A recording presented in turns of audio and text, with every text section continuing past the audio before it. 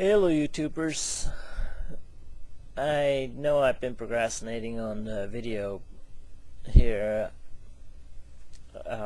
One of, well, family reasons and stuff like that, but also because,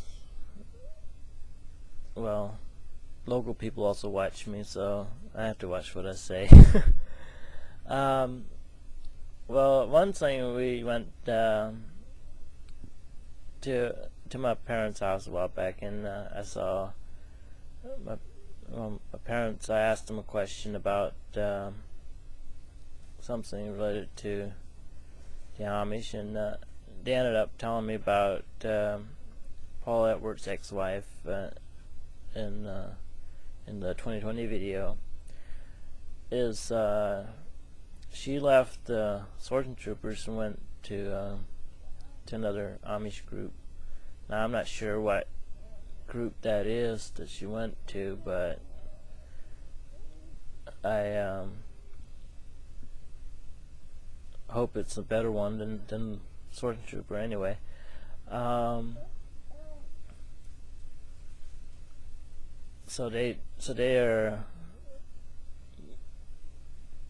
the kids are interacting with their mom again, and well, for one thing, she left after her husband, her father had passed away, because he was the one that was stopping her from going to court and stuff like that, and which ended up causing her to lose her kids in the first place.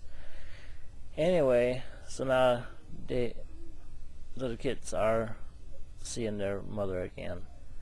And another thing I wanted to, one night recently we went up by accident, went down the wrong way, so I went all the way up to West Salem and up to the area where I grew up, and it was the moon was out, and it was kind of like a moonlit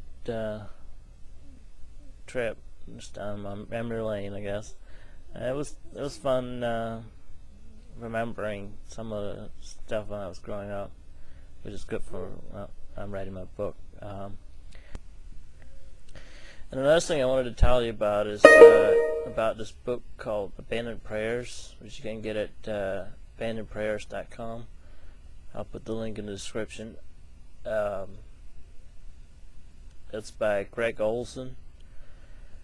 It's about this story about a former Amish guy,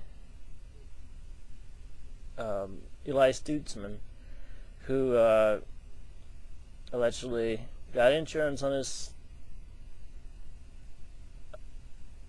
farm, his barn, and then the night that he burnt down his barn, he allegedly killed his wife, drug her across the street into the ditch by the hair. And later on, he was taking his son somewhere, was going through Nebraska, and he allegedly killed him, left him in a blue jumpsuit out in the Nebraska field somewhere, and he at first they didn't know who it was, and they put it in the Reader's Digest that about this baby being found out, and he was like, I'm not sure, probably about 6 years old or so, and found it out in the field on Christmas Day or New Year's Eve, Christmas Eve or something like that. So they called him Emmanuel, or gift from God. And but they had it in the Reader's Digest called it Little Boy Blue. Well, Little Boy Blue was then tracked back to being Danny's son because of the Reader's Digest article. Well, he never was charged with murdering his son, but he was charged with abandoning the body there in the middle of nowhere. And then later he was also charged and convicted of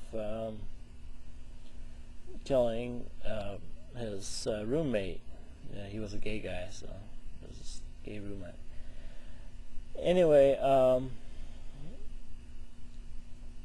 he last year he ended up killing himself, committed suicide. But one thing that my mom used to tell me is that this guy, I'm not naming names, but it's one guy that's around this area. He has property on Salisbury Road, not too far from here, that is being leased by the Hyphenates Corp, Pete Moss company, and he makes money on that. But my mom used to tell me about this guy would go to bed. Well, he was actually one of the first guys on the scene when at the barn fire and murder of Mrs. Stutzman. But he used to sleep with his gun underneath his pillow and would chump up and go outside when the dog barked. And then after that, he